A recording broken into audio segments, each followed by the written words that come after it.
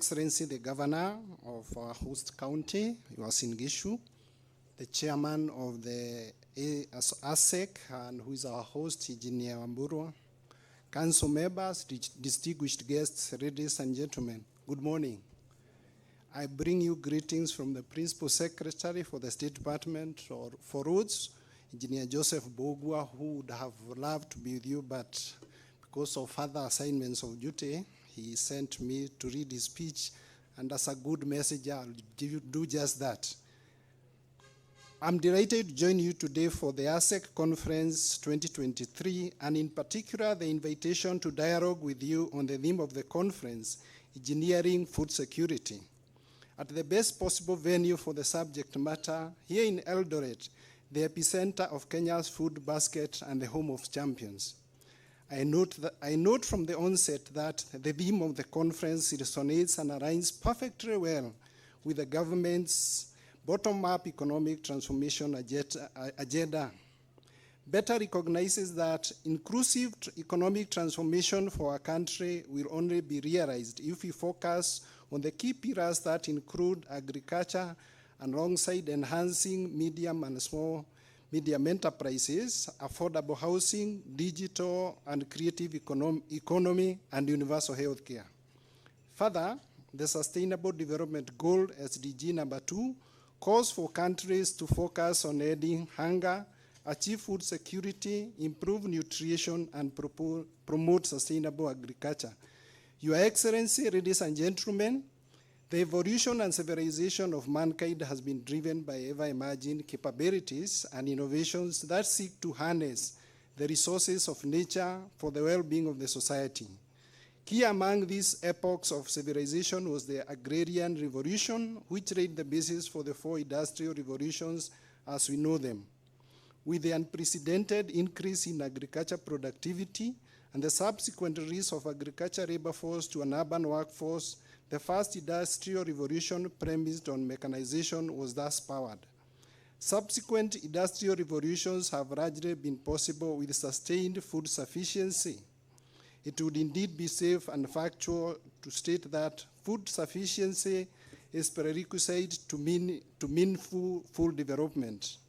The government's focus on the food security is therefore a guarantee to sustainable development. Your Excellency, ladies and gentlemen, we need to use the opportunity that we have in this conference to address ourselves to the impact that local engineering practice has had in the realization of the desire for food security in our country. More importantly, this conference should interrogate the opportunities that have been presented over the years by initiatives focusing on food security and determine whether engineers, and in particular consulting engineers, have played their roles. What advisory inputs, whether solicited or otherwise, have the consulting engineers proffered to the policymakers? What innovations, inventions, and novel ideas have come up through the 55 years of existence of ASEC, and how has this been disseminated? This introspection will help us appreciate the importance of the consulting engineering services and the need to be at the front to bring the change and transformation needed to propel the country in food self-sufficiency status. Your Excellency, ladies and gentlemen, our good intentions and ideas need to be translated into action. Without robust engineering and technology industry, the economic transformation dream will remain a mirage.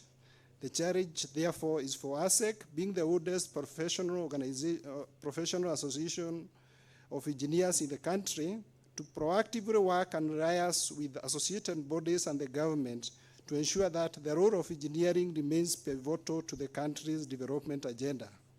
It is even more critical now, more than ever, before the engineering skills and knowledge are deployed to help in combating the effects of climate change and creating more adaptable and resilient infrastructure systems. The scientists have warned us on the existential threats from forces of nature. The engineers must urgently design systems to mitigate against these challenges. To be able to do this, a lot of continuous learning and unlearning will need to take place. Engineers must lead the way in development and adoption of appropriate technologies in order to deliver more efficiently and effectively. Your Excellency, ladies and gentlemen, the road infrastructure is undoubtedly one of the most important enablers to the realization of food security. From providing access to farm inputs, labor, and machinery to timely evacuation of farm produce, the road transport system is indeed the arterial system that the agriculture ecosystem thrives in. In this respect, the government has prioritized the upgrading and maintenance of rural access roads to support the agricultural pillar. The commitment of the government to complete all roads under construction will see the program for the construction of 10,000 kilometers of roads that commence with the low-volume C roads improved in terms of quality and effectiveness.